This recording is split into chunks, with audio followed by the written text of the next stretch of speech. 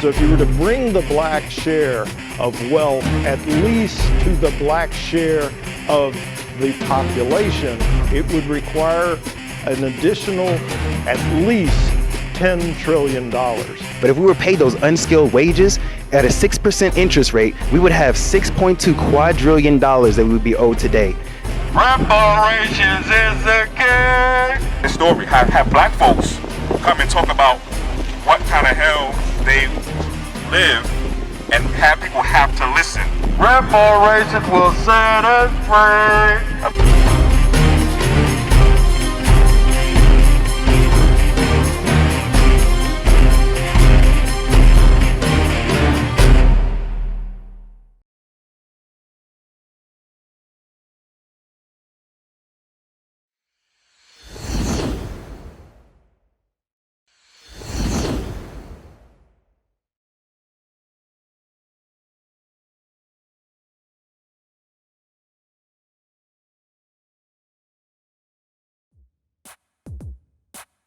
More sad news coming out of Minnesota.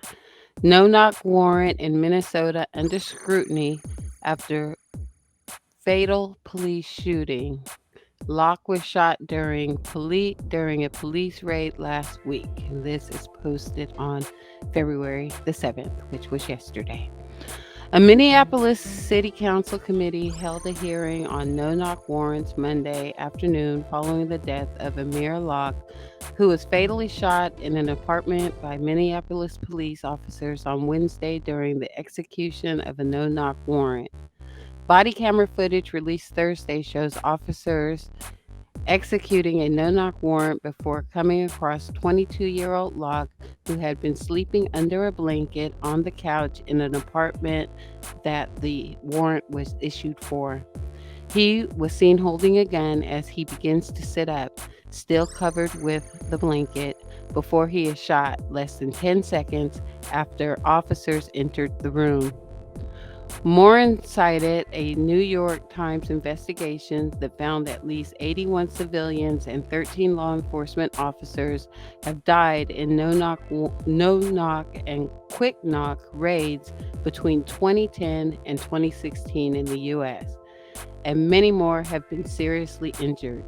They're dangerous for residents and for police, Morin said.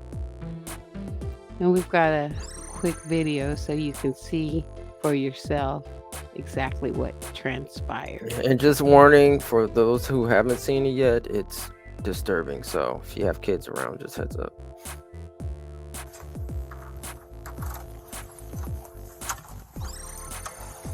Police search for it! Police search for it! Police search for it!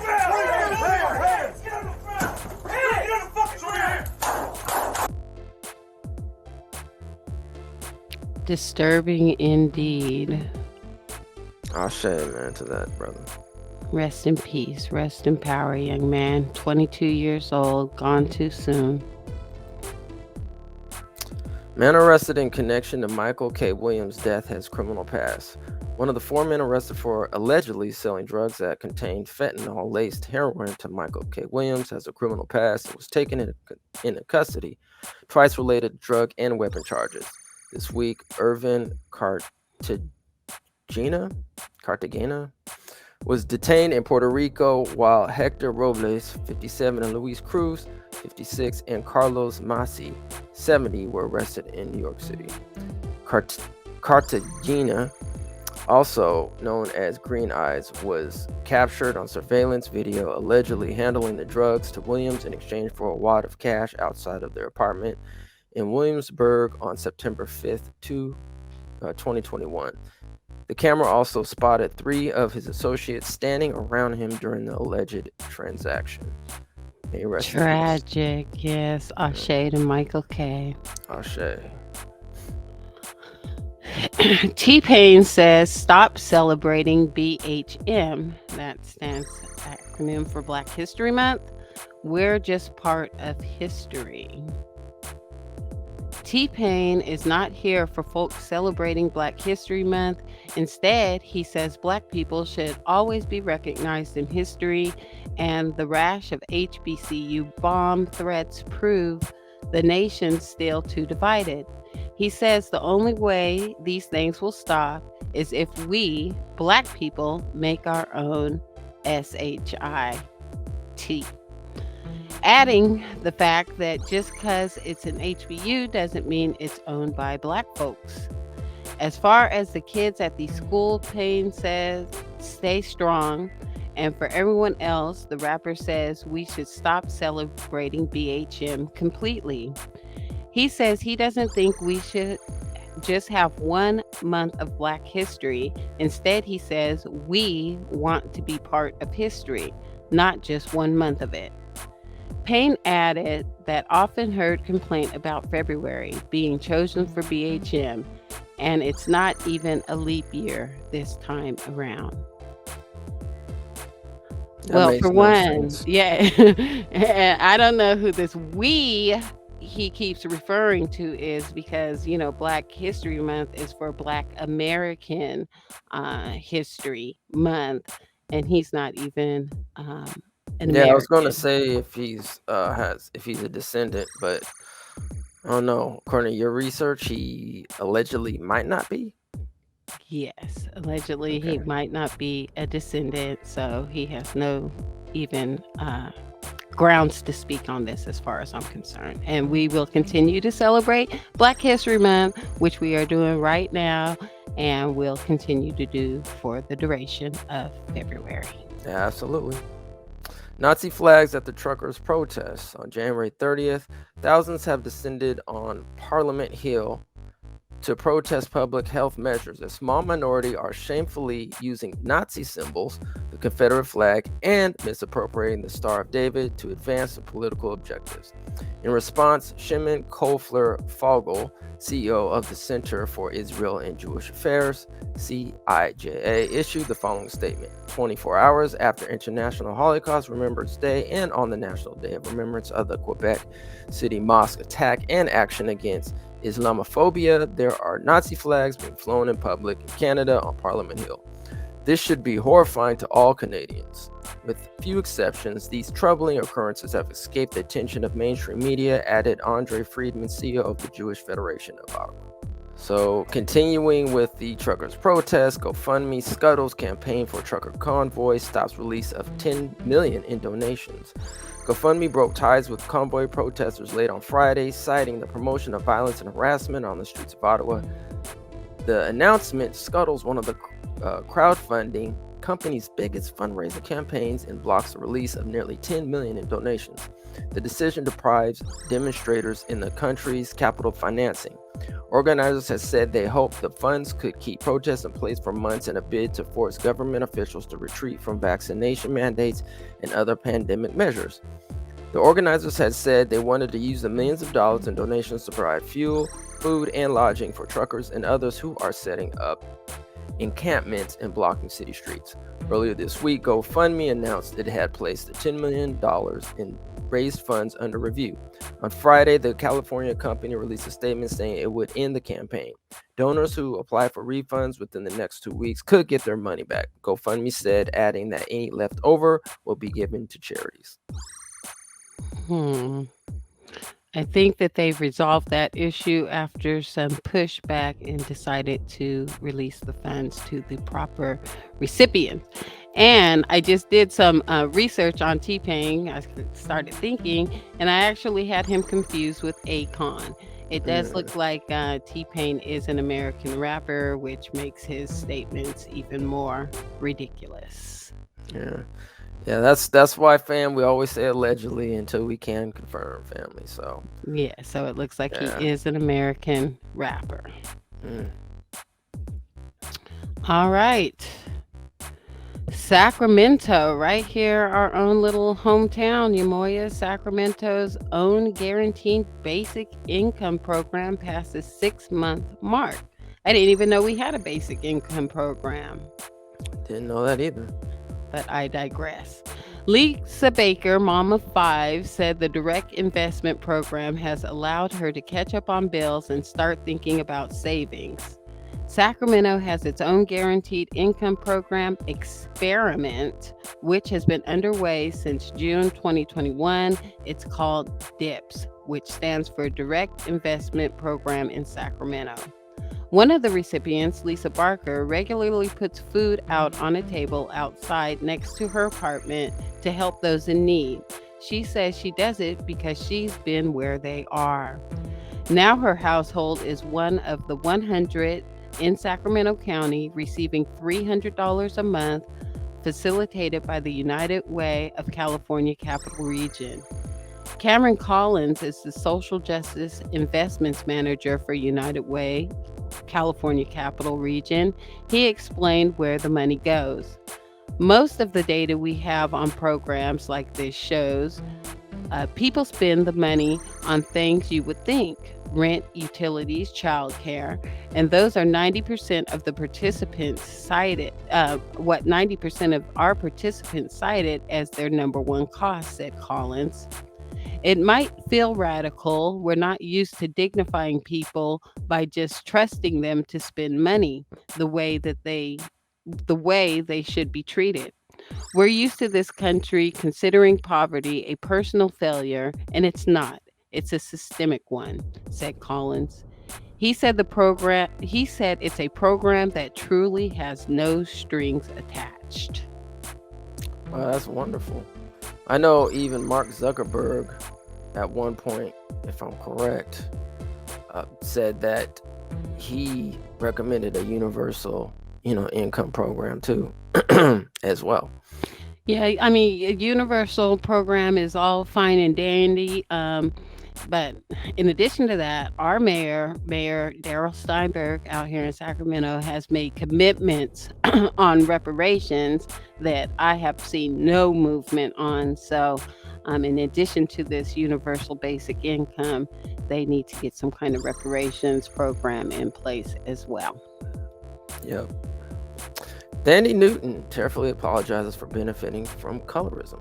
Danny Newton has a message for darker skinned actors of color struggling in Hollywood. Quote, "I'm sorry."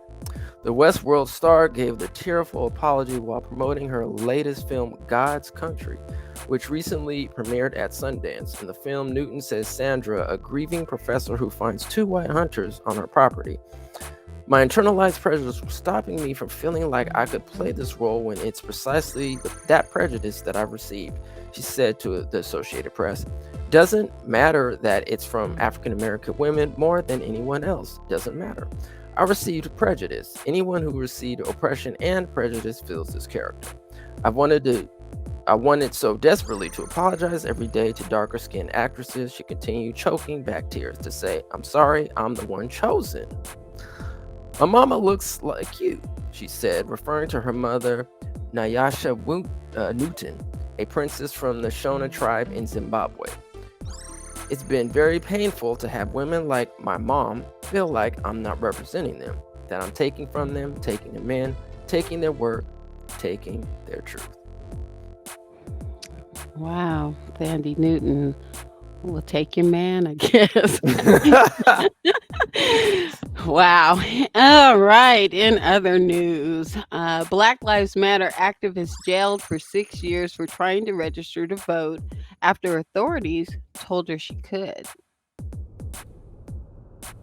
A Black Lives Matter activist has been jailed for 6 years for trying to register to vote even after authorities told her she could. Pamela Moses, a BLM community activist and former Democratic candidate for mayor in Memphis, has said that she had done everything she needed to do to regain her right to vote in Tennessee. In 2019, both the Corrections Department and the County Elections Commission confirmed on her voter registration application that Moses' probation was over and that she was eligible to vote once more. But the officials who signed off on her voter registration application have said that they made a mistake, meaning that Moses' right to vote remained revoked. Moses was charged with illegally trying to register to vote when she submitted the application along with the certificate signed by the officials. The 44-year-old was convicted last November and sentenced last week to 6 years and 1 day in prison. I relied on Election Commission because those are the people who are supposed to know what you're supposed to do.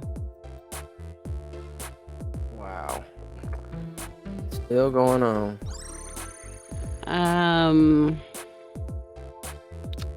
Yeah. So 6 years and 1 day. So they just had to add in this has got to get overturned because she was acting on, what authorities told her, like she said. So I don't see how this is her fault. Yeah. Whoopi Goldberg opened The View with an on-air apology for her Holocaust comments. After apologizing on social media for her comments about the Holocaust, Whoopi Goldberg opened The View on Tuesday by addressing the situation again. Yesterday on her show, I misspoke. I tweeted about it last night, but I want you to hear it from me directly. The comedian actor said, I said something that I feel a responsibility for not leaving unexamined because my words upset so many people, which was never my intention. I understand why now, and for that, I am deeply, deeply grateful because the information I got was really helpful and it helped me understand some different things. Goldberg drew outrage for comments she made on The View a day earlier, saying during a roundtable discussion about a Tennessee school district decision to, quote, ban mosques that, quote, the Holocaust isn't about race, and that it involved two white groups of people. I said the Holocaust wasn't about race and it was instead about man's inhumanity to man, Goldberg said Tuesday on The View, but it is indeed about race because Hitler and the Nazis considered Jews to be an inferior race. So yeah, the question is being Jewish or, being of the Jewish faith considered a race? So that's the biggest question. And if it is, then yes. Then Whoopi Goldberg would have been wrong. But from my understanding, Judaism is actually just a religion. So I'm just a little confused. It's like saying, you're a Christian or you're a Muslim or you're, you practice Vadun or something, but that's your race. I don't know. Right. Maybe I'm confused. Some of the pushback she got from her co-host was that, Judaism comes in all, colors, there's black Jews. And then Whoopi, did say that's not what I'm saying. I'm talking about the Holocaust, and the Holocaust dealt with white groups. So she was right in what she was saying, that, the people, everybody involved was white. Yeah. All right. Just trying to figure that one out. Yeah, that's really a brain. Speaking of race. There. Yeah, speaking of race. All right. Joe Rogan, Spotify calls comments incredibly hurtful, but Rogan stays put. So let's see what's going on. What's the latest update? Spotify has called out Joe Rogan for incredibly hurtful comments, but they are holding firm he still has a place on its platform. Spotify CEO Daniel Ek wrote in a memo to staff saying, there are no words I can say to adequately convey how deeply sorry I am for the way Joe Rogan experience controversy continues to impact each of you. Ek then zeroes in on Joe, saying, not only are some of Joe Rogan's comments incredibly hurtful, I want to make it clear that they do not represent the values of this company. I know this situation leaves many of you feeling drained, frustrated, and unheard. And then Ek pivots, explaining, while I strongly condemn what Joe has said, and I agree with his decision to remove past episodes from our platform, I realize some of you want more. X says his company will invest $100 million for the licensing, development, and marketing of music and audio content from historically marginalized groups. Do you want to take a quick look at what Joe Rogan had to say? Not really, but go ahead. The thing. Yeah, saying the word here. You've already said is just like saying she's calling you a. It's like this boy that he's in. Starts calling them bird. there should be a word like, especially like the word, that's our about. He says guy, and then starts saying how to use the word out the word nigger word, say, and he couldn't say most there.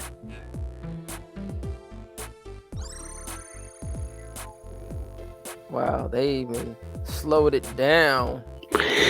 Dropped it. Yeah, I've been hearing about this over the past few days or week or so. I really hadn't listened to the audio. I don't listen to Joe Rogan. I don't at so all. I was thinking maybe it was just a one-off comment, but apparently this guy regularly tosses that word around in his podcast. So that's pretty despicable.